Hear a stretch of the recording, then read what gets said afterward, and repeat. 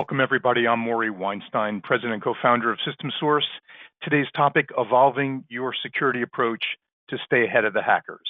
I have left my phone number right there in the middle of the screen, just in case you feel yourself sliding backwards or have some feedback from me or something that I need to hear. You're welcome to use that number anytime. It reaches my cell phone off hours. We hope you're enjoying your pizza. If you've not received your pizza delivery is still a bit of an art rather than a science. Please check your front door or reception desk, which may be the same thing these days, and or contact Mike Jones at mjones@syssource.com.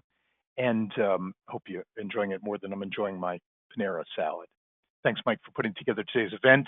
During the webinar, we'll be in presentation mode until the end, and you're welcome to submit questions using the question box. Don't hesitate to view the webinar in full screen mode so you can see more detail. And we always appreciate your evaluation and comments. Just after the webinar finish, you'll receive the slide deck and a evaluation request. I thought we'd go to commercial for about 20 seconds, and then we'll get right into the meat of our presentation. Many of our clients come to us asking about maturing their IT maturity or audiovisual maturity. To do that, we use the people in our training center. We've been training since 1983. We've trained over 300,000 people in Baltimore area and continue to do so, largely virtual at this point, through our learning center.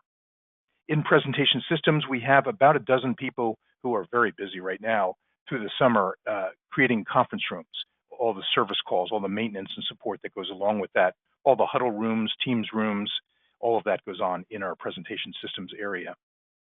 Consulting is where we keep our heavy hitters. These folks average 26 years of tenure with us, and we do our cloud migrations, all the security analysis in this area.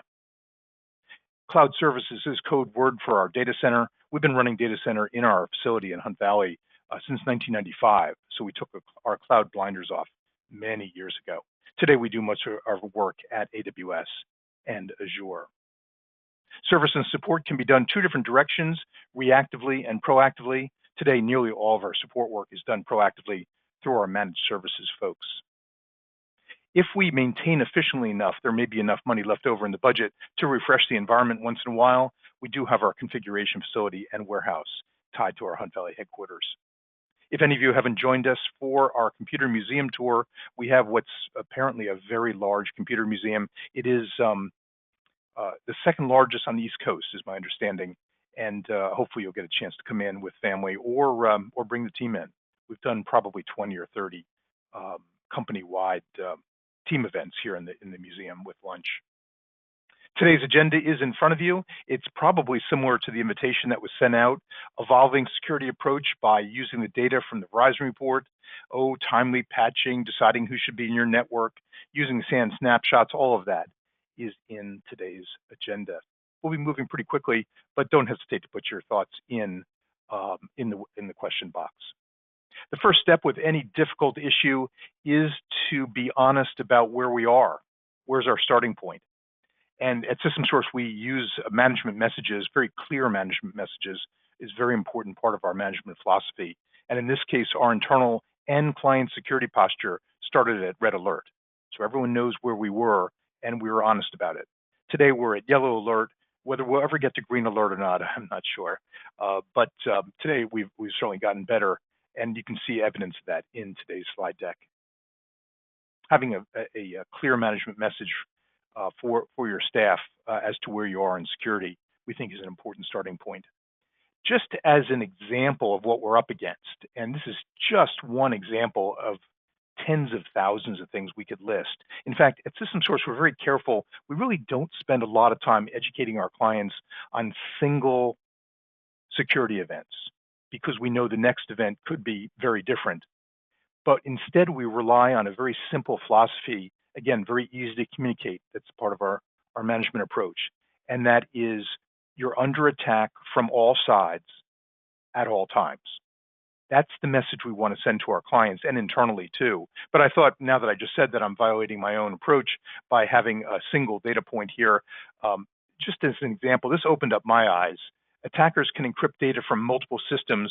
What they do is they copy it to a single compromised machine. and they encrypt at that point.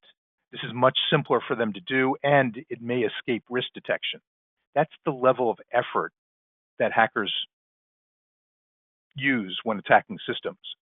So that's what we're up against, and we just got to be honest about that and change our approach to something perhaps that reflects that level of persistence and intensity.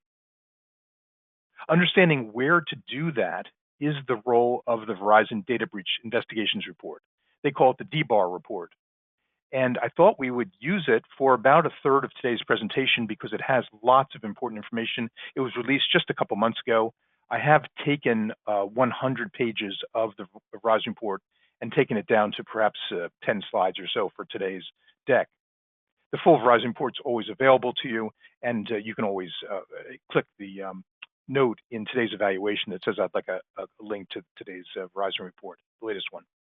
It is a database called Veris that contains data from 77 organizations, everyone from Akamai to Zscaler and Secret Services in there also. And it lists threats, vulnerabilities, and actions. This year, they've chronicled 30,000 security incidents, of which data breaches totals about 11,000, about 30%,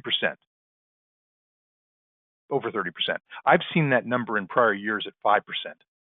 So the concentration of data breaches as a percentage of all security incidents has been rising quickly, and I think it's been 30% for a couple of years. Now let's look at the definitions of the words incidents and data breaches. They're in red in front of you.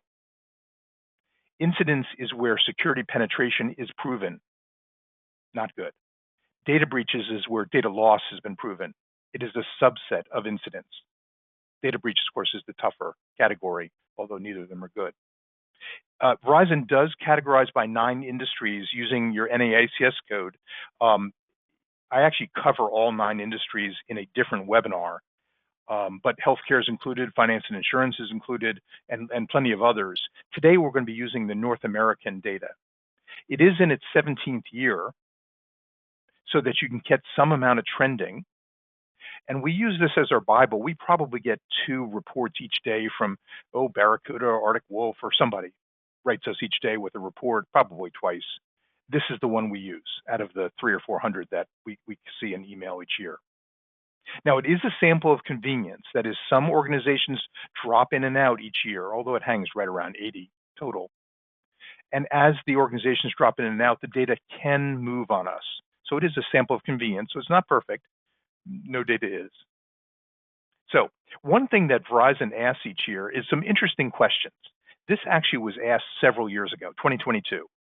But it was so pertinent to today's webinar topic, I thought I'd include it. I really use older data, and Verizon has not updated this chart, as far as I can tell, in several years. So this chart is a chart of number of steps per breach. So what you're seeing here is the hackers are willing to go a certain number of steps in their quest to breach your operations, right? 1, 2, 3, 4, 5. But as the number of steps increases, their interest decreases, and they'll move on to a softer target. So if you've ever wondered whether adding a defensive step helps breaches, this chart from 2022 Verizon report does seem to answer. The question is yes. So as you wander, and it doesn't take very many steps, so this does argue for a layered approach, right? If you only leave them with one hill to climb, they'll climb it. They'll climb number 2, they'll climb number 3, 4, maybe 5, less interesting. They'll move on to the next guy.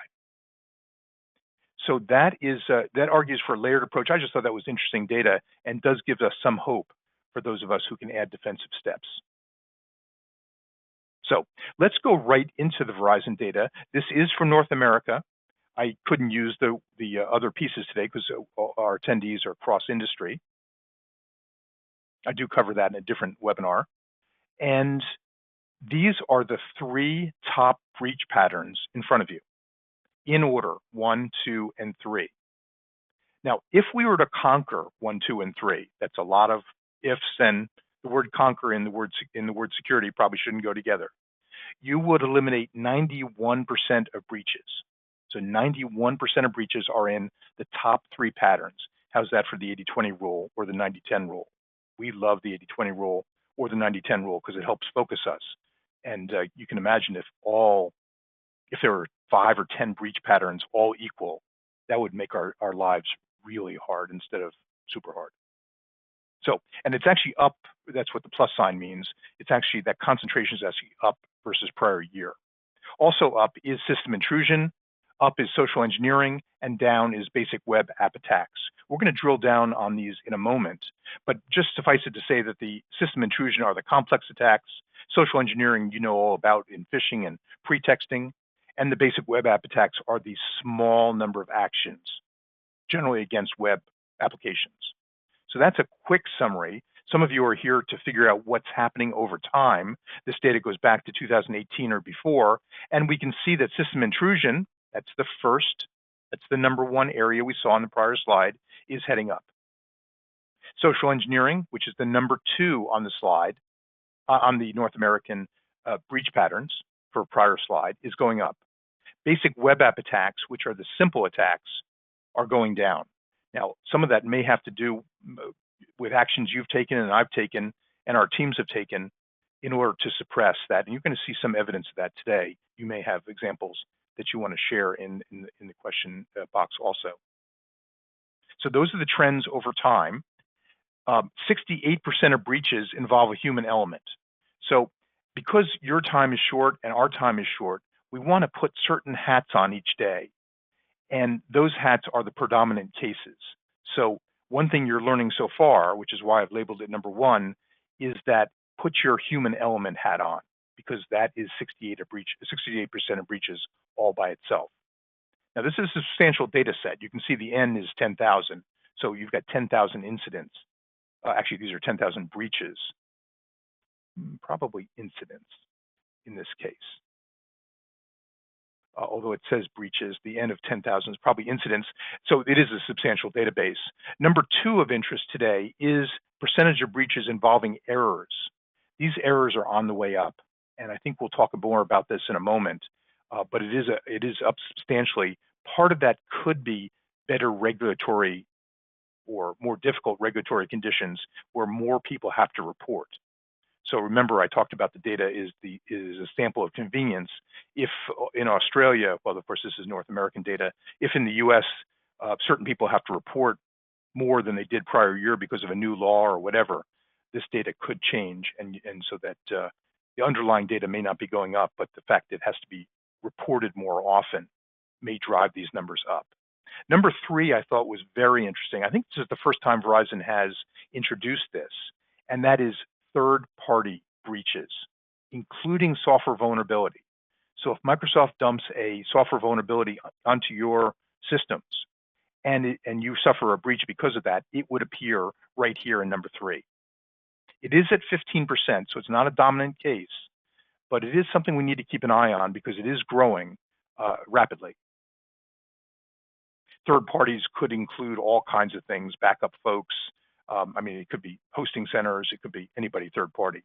We actually lend our clients, our managed clients, a spreadsheet of questions that we recommend they ask relative to security, some very detailed questions. If for some reason you'd like to have that spreadsheet with the questions on it, just write that down on your evaluation. We'd be happy to get it to you. So system intrusion is number 1. Those are the complex attacks we talked about, generally ending up in ransomware. These are the persistent attacks. I was having lunch at the Bilton Inn, having a good time with one of our unmanaged clients, and he was a CFO, nice guy. And what we didn't know is that the hackers were already in his environment while we were having lunch, and they had been there for months. So that's an example of persistence, and the hackers, of course, love that persistence as they wander through your infrastructure looking for passwords and privilege escalation and so on. You can see ransomware right here as number 1 as evidence of the slide previously. By the way, action varieties in Verizon language means tactics. So this is tactics on the left-hand side. And on the right-hand side is what's called path. Verizon calls it action vectors. This is the path taken for the breach. In this case, it's actually incidents right here.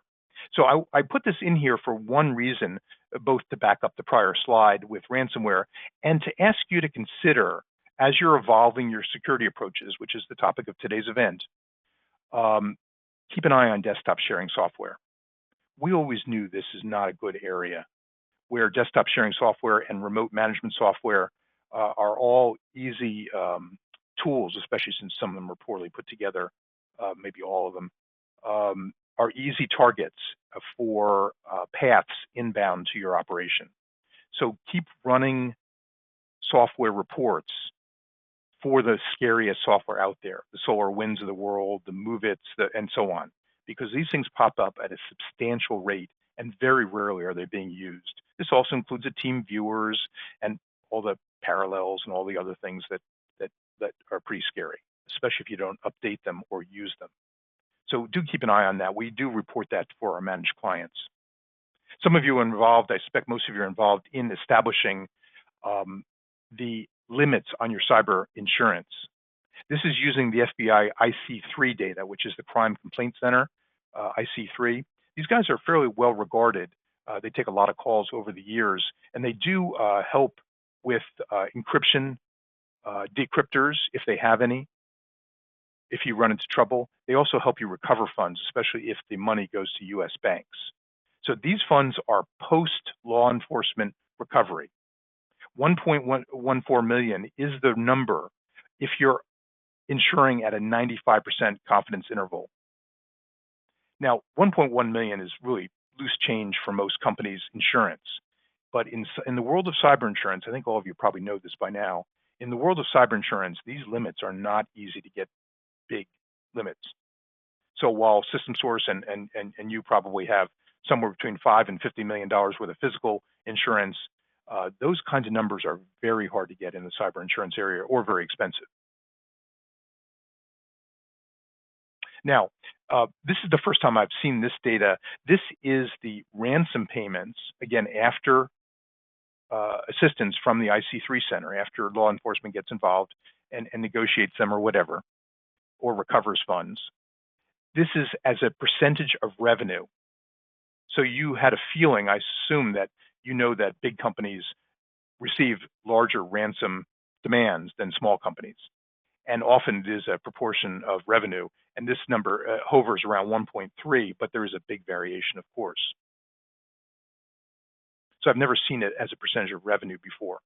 Number two area is social engineering. Many of you have somewhat conquered this using KnowBe4 or one of the other phishing and training campaign packages. And I won't dwell on social engineering because we know all about it. Credential loss is at a 50% level. But I do want to show you this chart. It's a very complicated looking chart, but it sends one message, at least to me. So the way to read this is to prevent initial access, you got to be good at these two things. By the way, this is the simple version of the chart. This is for social engineering instance.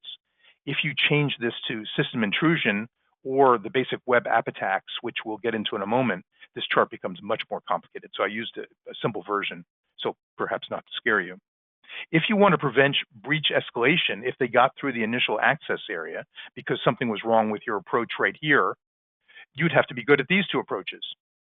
And if you want to prevent the results, you've got to be good at these three results. So I don't know of any other chart that can argue better for layers than this one, security layers. No one or two great security layers is going to prevent what you're looking to prevent. Now, in social engineering,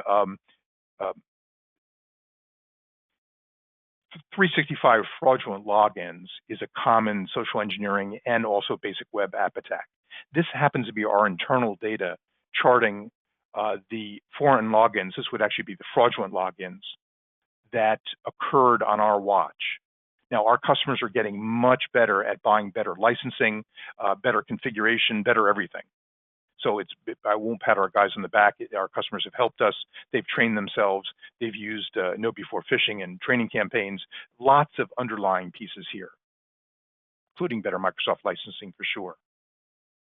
So this number, we've driven this number down substantially. In fact, we had 8 months with no fraudulent 365 logins. We did see one, and I think we may have seen another one the other day. CEO of one of our managed accounts, he gave up the credentials and then waited 2 weeks to tell us about it. So that's unfortunate. Hopefully he's okay, and we're helping as best he can. So this is our internal data, and hopefully it shows some progress. and you may have your own internal data. This probably covers, it's many thousands of mailboxes. I've forgotten the exact number. Here's another trend that we want to keep an eye on as we evolve our security approach. This is BECs. This is business email compromises. I put this in here to show that the business email compromise losses have plateaued at about 50,000. Now, 50,000 is probably loose change to some of your organizations. It's the price of a delivery van, a couple forklifts. However, when you study your cyber insurance policy, you're going to see some sublimits.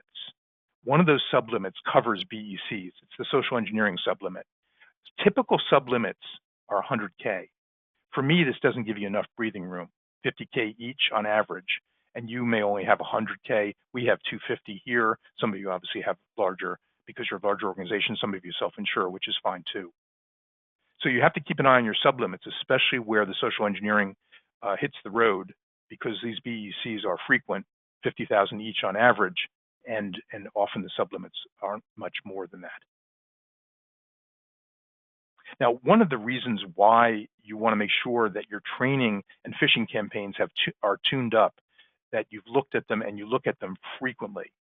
And we're going to talk more about that today. That's part of today's agenda in evolving your security approach. One of the reasons that you have to train, that we have no choice at all, is the average time between before the time to click is 21 seconds on an email. The time to data entry after the click is 28 seconds. So in under 60 seconds, your employees are making decisions that could hurt your organization. And when you're making decisions in under 60 seconds, especially if you want them to make the right decision over and over again all day long, you have no choice but to train. I don't know what else you can do. You've got to train people out of these habits and train new habits into them, because they're making fast decisions about your security approach all day long. So that leads us into the bullet point that talks about how to improve phishing campaigns. Phishing campaigns, by the way, I find, I used to think they were very boring. You know, it's just another thing that we do here. But it turns out it's wildly important. And if you don't pay attention to it, the amount of money you spend in the licensing and so on, in the setup, is somewhat useless. So even KnowBe4 is somewhat useless if you don't set it up properly and keep it set up. Here's how we do it. So weekly phishing is important in our experience. It turns out that KnowBe4 agrees with that too. And we sort of believe KnowBe4 data because they've got no axe to grind. It doesn't make any difference how often you phish. They get paid anyway. So they took 10 years of records, 60,000 customers, 32 million separate users, 500 million phishing tests, and that were doing the training at least once a year. Here's what they found. The more frequently the groups test, the better the users perform. The more tests, the better. That completely agrees with our experience. In fact, when I see a client during our quarterly business reviews that is clicking at a higher rate than the benchmark for their industry, which comes with the KnowBe4 reporting, I know that they're not set up right. It's completely, even without looking at the data, without clicking in their portal, I know they're not set up right. We actually have quite a few clients that are resetting up through us because they had either overcomplicated it or something happened, didn't pay attention to it. So groups with weekly tests are 2.7 times more effective reducing risk, according to this 500 million data points, than those with quarterly tests. We do have clients that are stuck on quarterly. They've got a culture issue inside their organizations. I respect that. It just don't pretend that KnowBe4 is going to be effective to you if you're only phishing quarterly. Now, risky groups, we think, should be phished twice weekly. So we actually have continual phishing going on twice weekly for the narrow areas of HR, accounting, similar groups, since phishing risk is non-uniform across roles. There's nothing uniform about phishing risk. The hackers want your HR data, they want your accounting data, they want money coming from the accounting department, and there are others too, you know, secretaries to executives. There are plenty of other higher risk categories. We think we ought to play the 90-10 rule and double down on phishing those categories.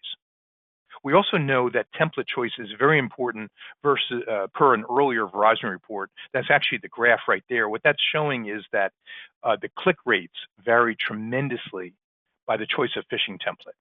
So if you want to challenge your folks, just change the phishing templates. In fact, there are artificial intelligence engines within KnowBe4, perhaps other programs too.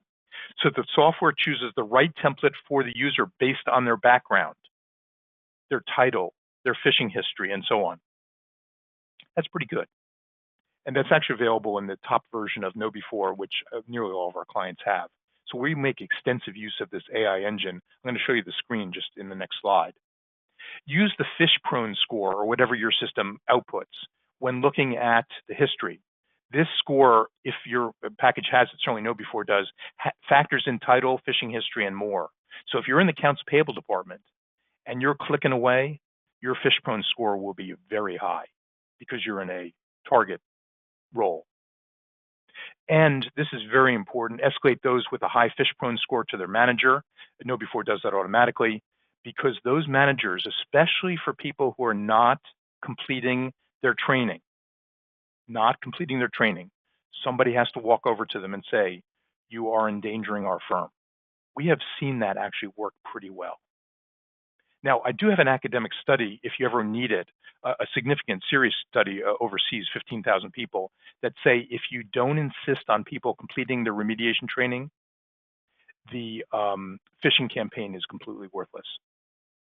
So if you're not at nearly 100% on your remediation training and managers involved in making sure that happens, and you're talking about endangering our firm to your worst clickers, you're not optimizing your phishing campaigns. So I'd ask you to evolve your approach based on that information. Any of you want to see a quick snapshot of the artificial intelligence? KnowBe4 calls it IDA. I suspect other vendors call it something else. Just keep in mind that if you select this, make sure, this is a detail now, but it is important, make sure you have 50 plus templates to choose from. When you're engaging artificial intelligence and you don't give it enough templates, it doesn't do much. And KnowBe4 is open about that. So make sure you got enough templates in the window. So here is, we don't believe any of our manufacturers' data, so we use data sets that we trust. So this is a real life data set of phishing campaigns. So like any other company, this particular data set starts off at 20, 23%. We see that rather typically. About 1 in 5 or 1 in 4 people are willing to click a phishing email if you haven't trained them. That's very typical. The good news is, once you turn on training in that phishing campaign, the issue becomes in the noise if you do it right and set it up right, and stays there. Here you can see when this data set turned on artificial intelligence phishing template selection, it jumped up, and then of course people got used to it and got trained out of the habits, and then went back down again. There's a number of data points right here where the phishing prone percentage is 0. The clicking is 0. Can you imagine if all business problems could go away at this rate for $2 a user per month or whatever we charge for KnowBe4? It's really somewhat of a miracle, but it's got to be set up right. Otherwise, you'll never achieve this nirvana. Now, I've presented you with a lot of issues here today. There are also solutions. If any of you are familiar with CIS controls, this is the mapping of social engineering, as an example, to the CIS controls, which are the numbered right here. If you haven't seen it on the web, and CIS controls are purchasable, or you can download them for individual use for free. This is number 14, for example. Number 14 is security awareness and skills training.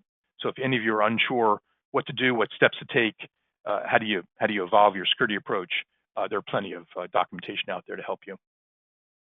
Number 3 on the top 3 patterns for breaches is basic web app attacks. We call it BWAAs. This is where there's a small number of steps, not complex, that system intrusion. And generally these small number of steps start with credentials that are not from social attacks. I thought that was somewhat interesting. Not from social attacks, but default passwords, simplistic passwords, easily guessed credentials that somebody bought, brute forced, or reused from prior breaches. And there's actually some interesting academic studies about that. If any of you want to read it, just put it on your evaluation. I'll get them to you. 65% of credentials sampled were posted for sale less than 1 day. So the hackers are moving very fast. Now, Verizon does remind us that not all MFA is created equal. Those of you who are still on SMS for a portion of your environment, do consider evolving your approach. SMS is a broken technology. It's been that way for years. Unfortunately, many of you got started that way, and priorities have left those in place. Microsoft will be actually eradicating SMS. And if you look in your 365 portal, Microsoft has dumped a campaign, not a campaign, it's a conditional access rule that has not yet been turned on. It's in reporting mode only that actually does this. So you can actually see that. You can actually see the future if you open up your 365 portal and look at your conditional access policies. There's actually generally 2 of them that have been placed in there. It's some question of why Microsoft hasn't turned it on yet. They promised to, but they have 450 million mailboxes throughout the world, so it's not a small task. One thing that I found interesting, of course, Verizon has data that you and I don't have, is there's no substantial difference in basic web app attacks between large orgs and small ones. It turns out there's very little differences in any part of security among the top 3 breaches across different sectors, finance and insurance, education, and so on, between large orgs and small. Verizon identified one difference that made statistical sense, and that difference is speed to recovery. Large organizations are much faster, which some of the large organizations on this call today were much faster in the CrowdStrike, which turned out not to be a security issue, but CrowdStrike recovery. Large organizations have big staffs to help in recovery, small ones don't. That's actually the main difference. So large organizations that think that they're a hard target and the hacker's going to move on to small areas. Small people say I'm not a target at all. The hackers want the big organizations. Turns out it's not true. Verizon also asked, what's the role of AI developing in security? It turns out that at least as of fall 2023, when this data cut off, they were doing some Googling and they were adding AI terms to the word phishing. They were pairing AI and malware, AI and vulnerability, AI and ransomware. Turns out the number of hits they got is relatively small, especially compared to AI discussions across the internet, which is every minute. So now Verizon says that may be true because the hackers don't even need AI. They're doing just fine by themselves. It may be true. So it's sort of an interesting way of looking at it. In terms of insurance, evolving your approach, especially in response to new clauses in the insurance world. One of the clauses, and this is verbatim, this is a direct quote, we are requiring that all standalone cyber attacks policy must include a clause excluding liability for losses arising out of any state-backed cyber attack. Now, the word state-backed cyber attack, of course, the lawyers will be suing each other for endless as to how to define that. But this went into place in March of 2023, so it's been about a year and a half from Lloyd's of London. So all the Lloyd's of London policies, of which there must be thousands of them, now contain this clause, excluding liability for losses arising from any state-backed cyber attack. I'm just underscoring that because it may have some role in evolving your security approach, and you ought to know and encouraging you to read the policy carefully. These policies generally are not wildly complicated, but if you don't read them, they could put anything in there. And here's the next thing that the insurance companies are putting in. So this, by the way, is a direct paste right here on the left-hand side. Chubb provides policies, they're so gracious, with a 45-day grace period, they call it, to patch software vulnerabilities. After the 45 grace period day expires, they have what they call risk sharing. Nice word for it, where you take on the risk. So they reduce the claim by 50% if you haven't patched within 45 days of the CVE release. And by the way, this doesn't even reference the KEVs, which are the known exploited vulnerabilities. This is the much broader category for about 40,000 a year of CVEs. So if you haven't patched that CVE within 45 days, you've got a claim reduction of a half, and 75% at 90 days. So I'm hoping you're patching well. I'm going to show you what Verizon is studying. This is the difficult vulnerabilities. These are the KEVs. These are the ones that are known to be exploited. So Verizon's reporting that at 55 days, only half of vulnerabilities are unremediated. Now, we know that patching is tough, and we know it's boring work, and it's not particularly rewarding. And we spend a lot of time on it here at System Source for our managed clients. But that's the data. If you're ever wondering why we're leaving too much room or whether we're leaving too much room for the hackers, just remember 55 days, 50% of vulnerabilities are unremediated, and the days until the first hacker scan, 5 days. So the gap between 5 and 55, or whatever you want to choose, is part of the evidence that we're leaving too much room for the hackers. So I hope you'll consider that as you evolve your security. Part of this really comes down to simply managers, maybe not that simply, managers asking about patch scores. So we do report this to all of our managed clients, well, whenever they want it, but during our quarterly business reviews in particular. That 94% score is fairly typical for us. But when clients come to us from their own IT departments or other managed service providers, the average score is in the 30s. So it's somewhat embarrassing, and there's very little variation. So patching is a bit of a lost art, and it involves management asking the question, what is our patch score? That's not the only management question to ask. Another one would be, what's our backup completion percentage, or something like that. There's other scores too, but that's one of the big four. Now, we can increase that to the mid-90s with some attention. You know that machines have to be turned on and people have to reboot, and there's all kinds of detail to it. But that's the detail we sweat each day for our managed clients, every day. So Travelers is asking the question as they do their rating, do you have a incident response plan? I'll just offer to you a thought that says, we actually have a fixed price incident response offering for the first 24 hours of incident response, because after the first 24 hours, any money you spent on the incident response plan, at least as it relates to IT, is not powerful money, largely because the incident response folks that the insurance companies bring in will take control at that point. So whatever incident response plan, as it responds to IT, not the rest of your business, not warehousing, not pharmacy, not that. As it responds to IT will be somewhat useless because they'll take over with their own incident response policy. So do invest in the first 24 hours at the very minimum, and we happen to have a fixed price offer there if you ever want it. One of the things that we offered in today's presentation is understanding how to evolve, or whether to evolve your security approach based on work from home. This data opened my eyes completely.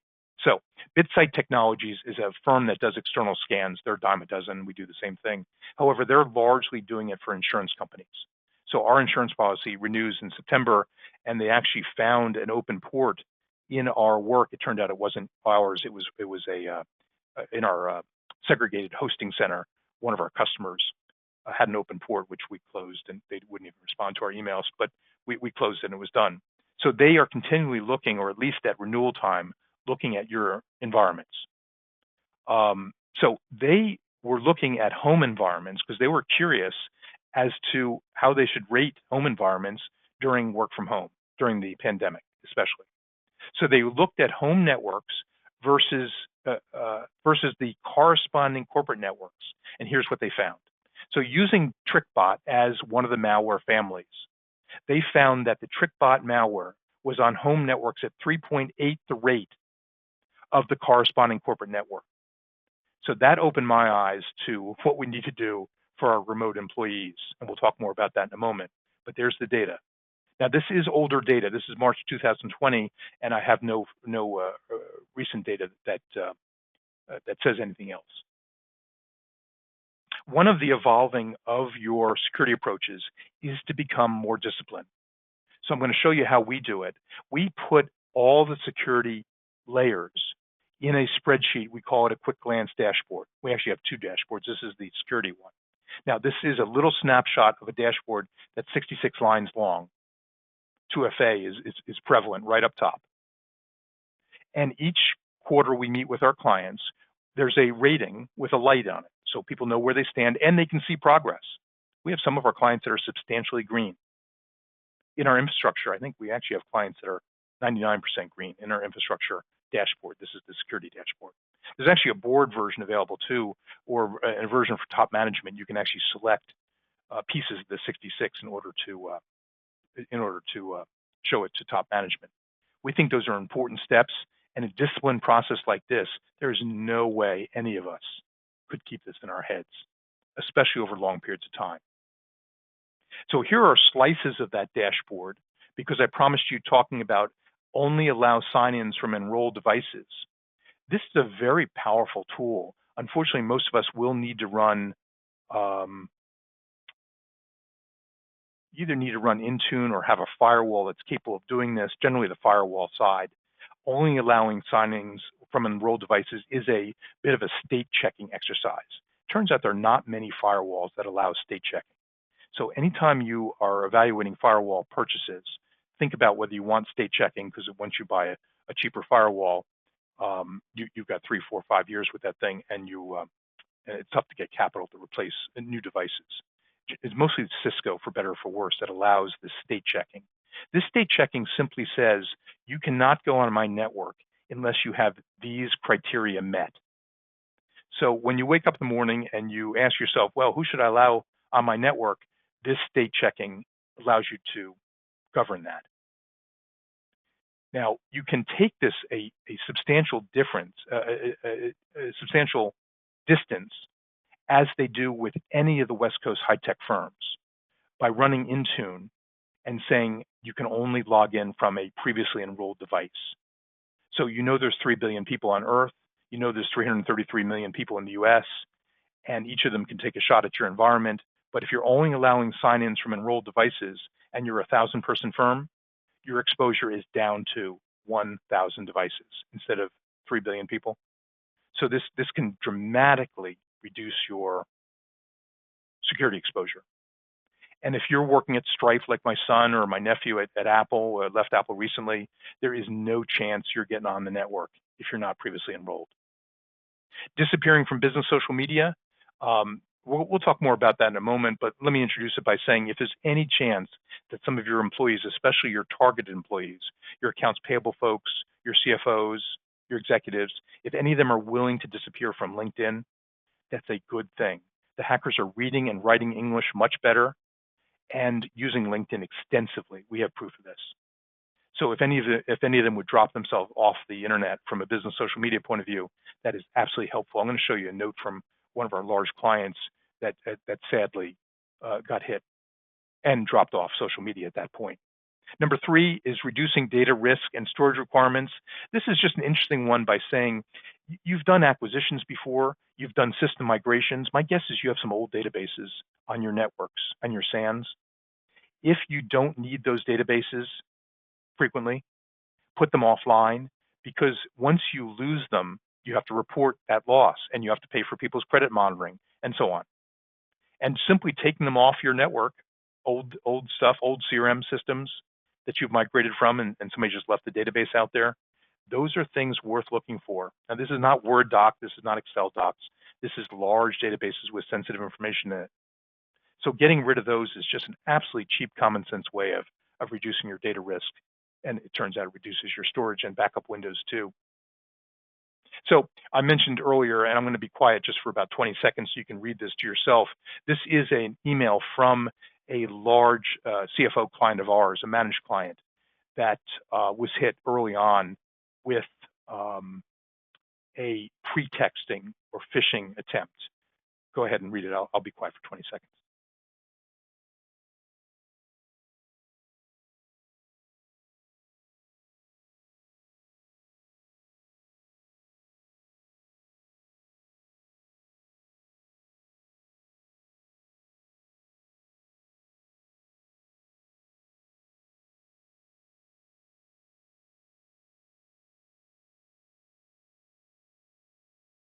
I hope you got to take a moment to absorb the text.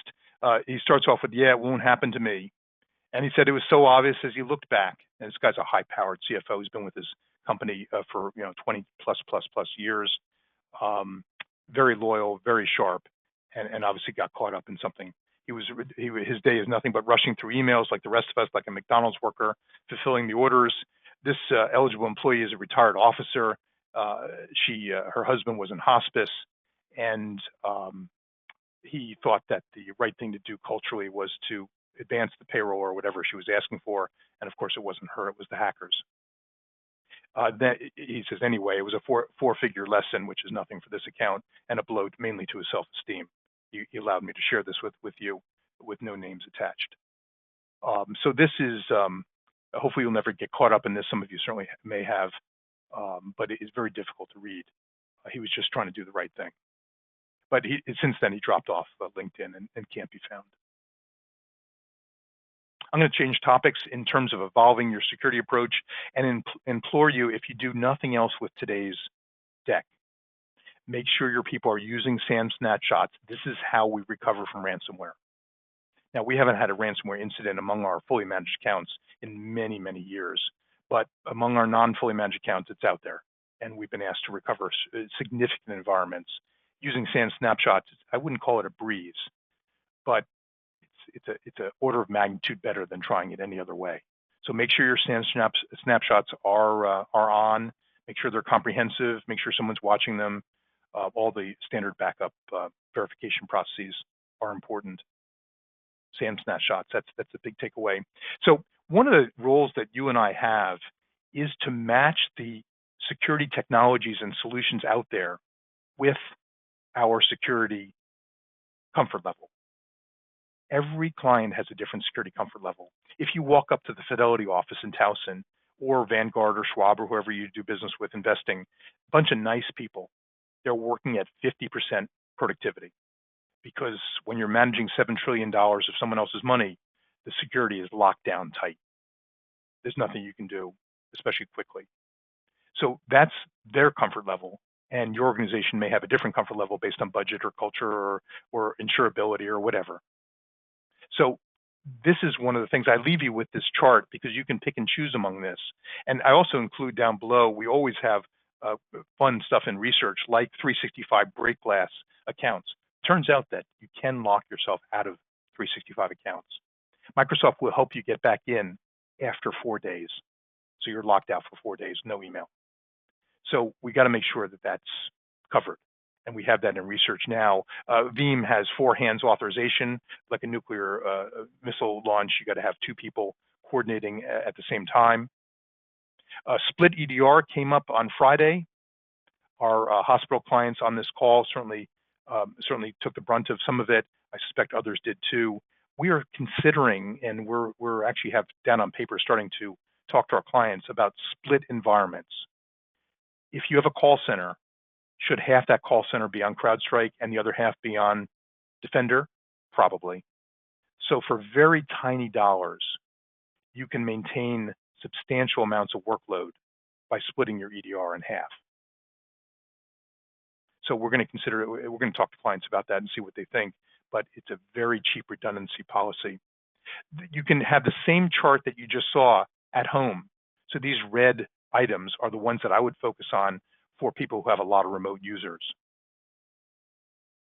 I should note that our managed clients see nearly all of this included in the scope of our managed work.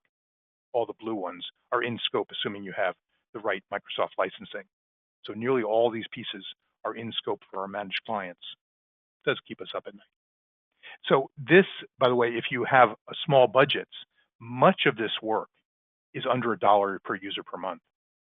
So if you have small budgets, and I respect small budgets, all organizations go through phases where small budgets are all that's available. That does not crimp our style, because there's plenty of security work we can do and meeting the comfort level of your organization for small dollars.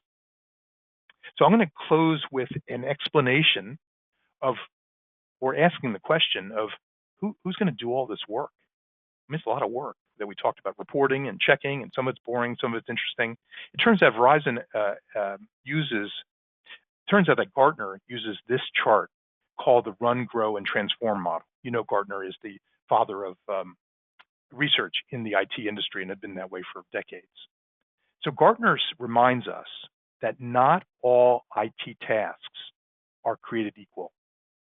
So they suggest we write down the tasks that we do on this chart. On the y-axis, you can see it's business knowledge. How much business knowledge do I need to execute this task, whatever it is? And how much advantage, competitive advantage, does this task give us? So let's throw some examples up on the screen. If you were putting in a new ERP system, it would be in the upper right-hand corner, right? ERP should give you a lot of competitive advantage if it's done right and requires tremendous amount of intimacy with your environment.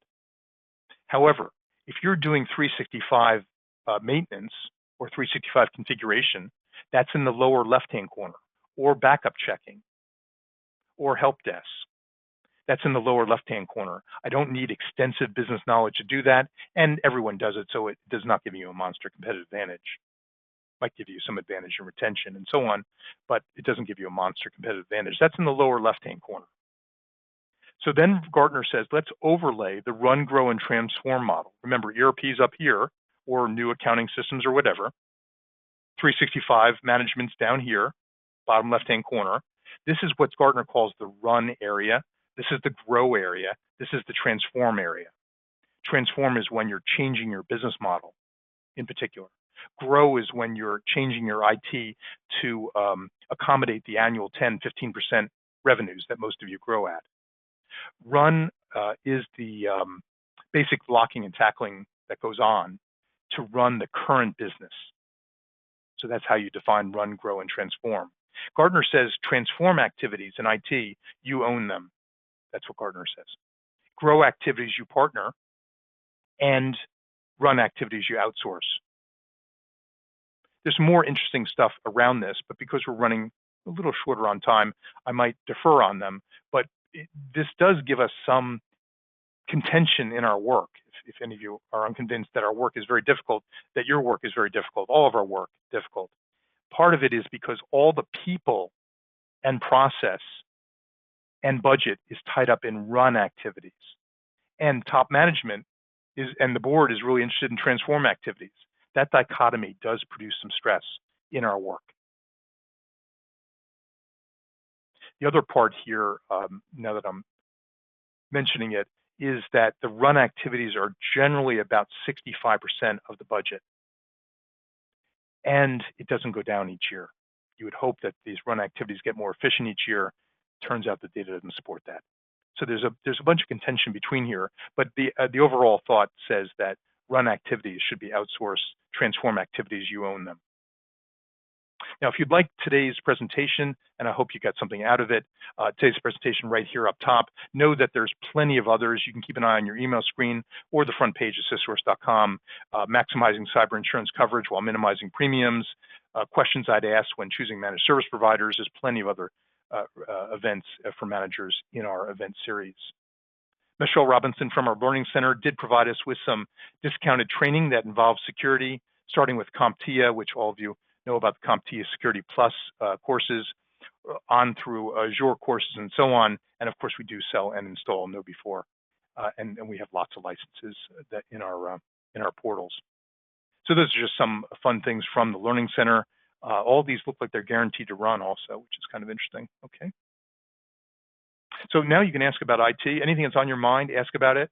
I'm open to your questions. Just throw them in the question box. We'll take a moment to talk through them. If you have any experience, something that you saw today worked, or you tried it and it didn't work, that's important information also.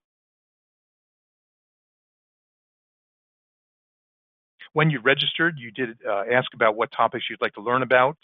I'll use first names only to protect the innocent. Barry, you're asking about network security. I hope you saw something today that gave you what you came for. Corey, you were asking about new defenses against evolving hacking techniques. I hope you saw something that you can take back and make use of today. Curtis, you were asking about latest data from Verizon data breach report. And just keep in mind that you're in the accounting sector, so you're in the professional services sector. So Verizon actually has data that is just for the professional services sector. And we'd be happy to review that with you, or you can pick up a replay of one of the Verizon sessions that we had in the past 30 days or 60 days where I covered the finance sector. Our friends from the hospitals are here today. I hope you got something, and I hope you're recovering from the difficult CrowdStrike issue. I'll take other questions. Any feedback for us at all, don't hesitate to put it in the question box.